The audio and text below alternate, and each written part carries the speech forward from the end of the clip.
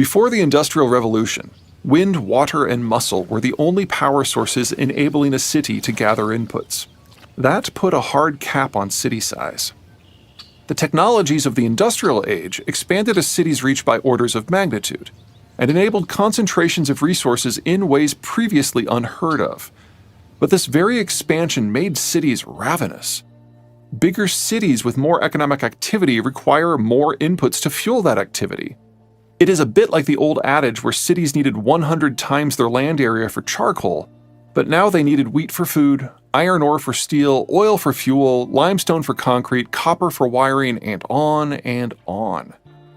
Cities expanded their reach to broader regions out of necessity. Regions expanded their reach to empires for the same. The Americans conquered the West and funneled its agricultural bounty and material resources to the cities of the East Coast. The Japanese did the same to Manchuria. The Europeans harvested their empires.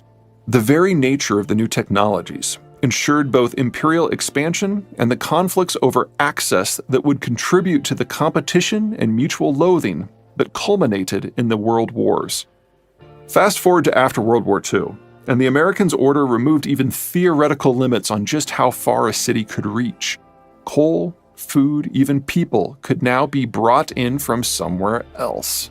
Establishing control of the areas a city needed to harvest, was no longer necessary. With the world now the harvesting ground, all cities could increase in size. A central feature of the pre-industrial world was the imperial centers. All enjoyed some magic mix of mild climate and flattish terrain and maritime and/or riverine access, which granted not simply a leg up on the local competition, but enough strength and stability to reach out and conquer lands beyond. As the Industrial Age dawned, all were able to leverage centuries of accrued wealth and knowledge to engage in mass manufacturing. But all faced common restrictions. Not all steps of a manufacturing process require the same access to the same inputs. Some need more iron, some more labor, some more coal, some more people with doctorates. But because none of the empires would ever trust one another, it was up to each individual imperial center to muddle through, attempting to host all steps of the production process within their own jealously independent system. The Americans didn't simply outlaw conflict among their allies. The Americans guarded all global shipping as if it were their own internal commerce, ushering transport into an age of utterly inexpensive sanctity.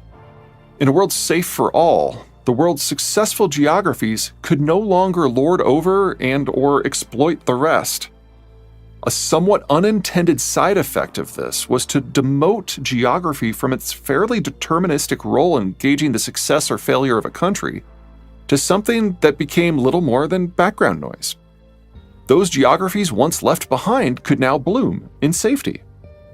Nor did most old imperial centers overly mind.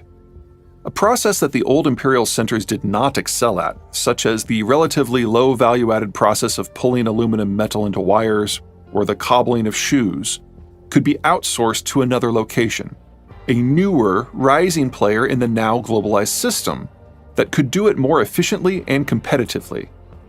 The ever-collapsing cost of transport, combined with the American-caused sanctity of said transport, enabled work that used to be done all in one city to be hived apart into 100 different locations across the globe.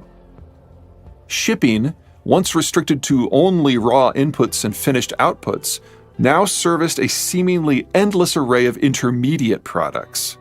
The modern, multi-step manufacturing supply chain was born. By the 1960s, such supply chains had become common, in automotive and electronics in particular. South Korea, Brazil, India, and China were simply the four biggest of the several dozen powers who suddenly held real roles. Many of the core areas that had done so well in the decades and centuries before Bretton Woods, the American Steel Belt and Canaled Britain come to mind, rusted into memory under the onslaught of these unheard-of competitors. The Cold War and post-Cold War eras of extended global stability enabled more and more countries to join the fun.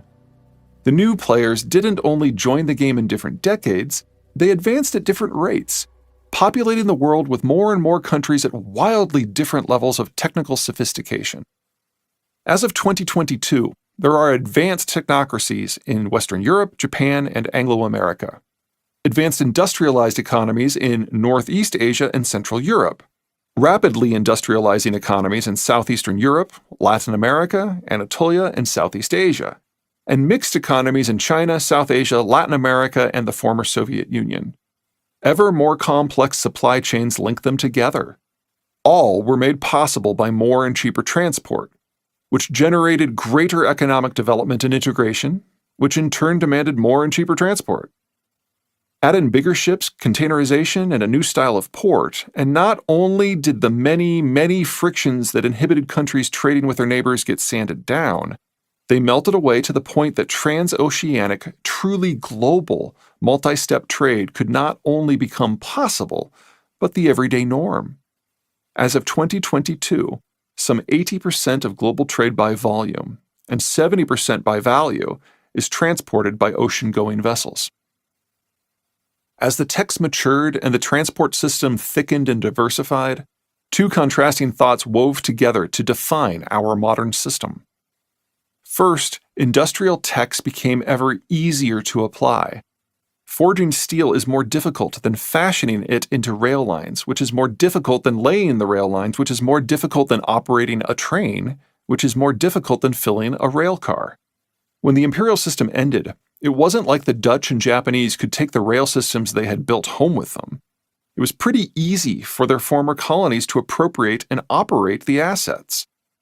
Unlike pre-industrial technologies which required master craftspeople, much of the industrial age, and especially the digital age, has proven to be plug-and-play.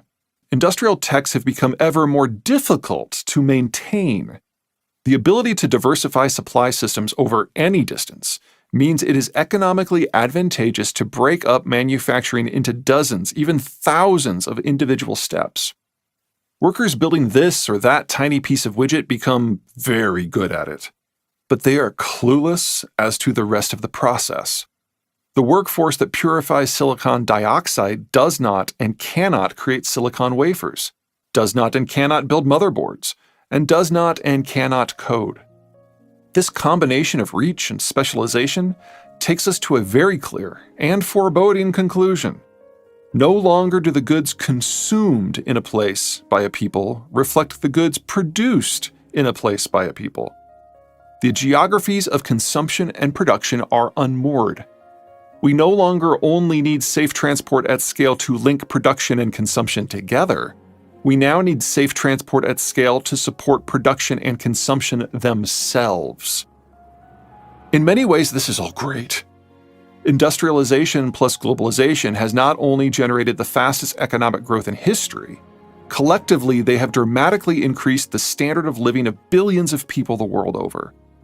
Unlike the shockingly unequal pre-industrial world, the industrialization-globalization combo has achieved the seemingly impossible duology of enabling the utterly unskilled to live at something above an abused subsistence level while pushing the frontiers of human knowledge and education further and faster and more broadly than ever before. But in far more ways, this is utterly awful. Modern vessels are fat beasts. Container ships running full tilt max out at just under 29 miles per hour. Bulkers at half that. The fastest civilian ships we have are passenger cruise liners, mostly because they are mostly empty space. No joy in refitting them to ship corn. Modern transoceanic container ships hold thousands of containers, more than half of which are packed to the gills with intermediate goods essential to the fabrication of pretty much all manufactured products. Those intermediate products are built by a workforce who only know how to produce one specific piece of each product, particularly at the lower quality end of the scale. Smart countries can do less smart work. A semiconductor fabrication facility that makes chips for server farms can also make them for automobiles or toys. The reverse is not true. Modern ports are few, far between, absolutely massive, and typically not co-located with the populations they serve. Modern cities are so large and their economies so specialized